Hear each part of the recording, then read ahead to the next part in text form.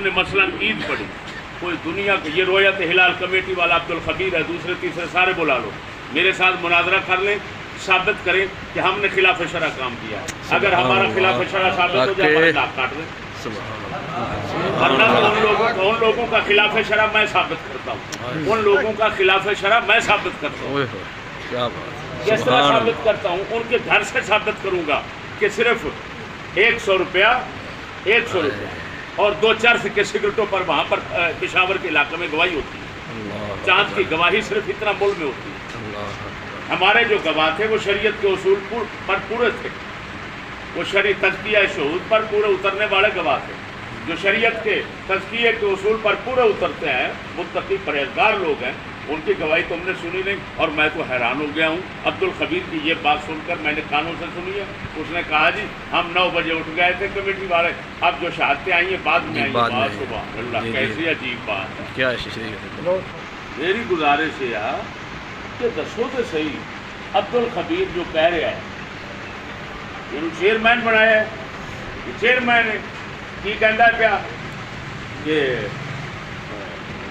9 بجے کمیٹی اٹھ گئی ہے، شہادتاں بعد چاہیے تھے حضور تساں تے اسے کمیٹی نے 11 بجے بھی اعلان کیتے نے، چند 12 بجے بھی کیتے نے، 1 بجے بھی اعلان کیتے ہوئے نے، سانو معلوم نہیں، سانو اساں دیکھے والے سانو چیتا کو نہیں دیا کی ہوندا رہیا پیچھے۔ 9 بجے روزے بھی لوکاں تروڑے نے، پہلے دی گل 9 ہے۔ بجے روزے توڑے نے، دسو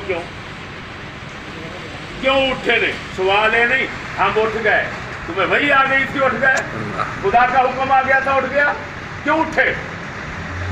شہادتیں دور سے آتی ہیں، آتے ہوئے سفر ہے، وقت لگتا ہے، تمہارا حق بنتا تھا تم بیٹھتے، 12 بجے تک بیٹھتے، 1 بجے تم پابند تھے، جس وقت شہادتیں پہنچتی اسی وقت اعلان کرتے۔ نمبر 1 ہماری شہادتیں نہیں، ہم پاکستانی نہیں ہیں، ہماری شہادت کو کیوں نہیں لیا گیا؟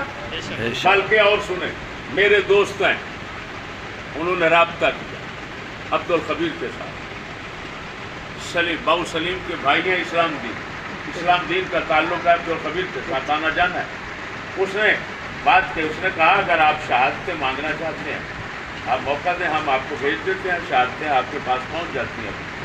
اس نے کہا ہمیں اجازت نہیں ہے۔ اللہ ہمارے بس میں نہیں ہے، یہ لفظ غالباً نے استعمال کیا، ہمارے بس میں یہ بات نہیں ہے۔ یہ کیا ہوا؟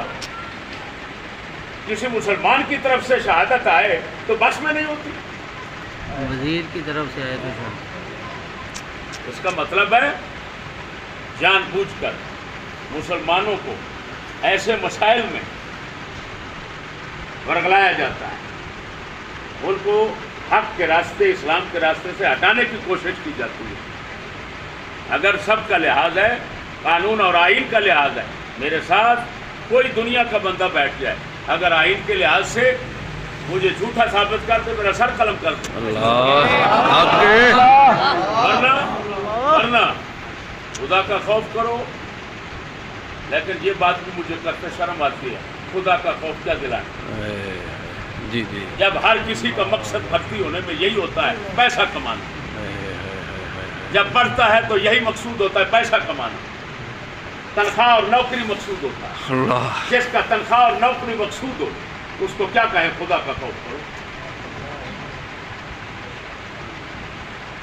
بس یہ ہماری آواز ادھر پہنچا دیں۔ آج میرا خطاب ایسے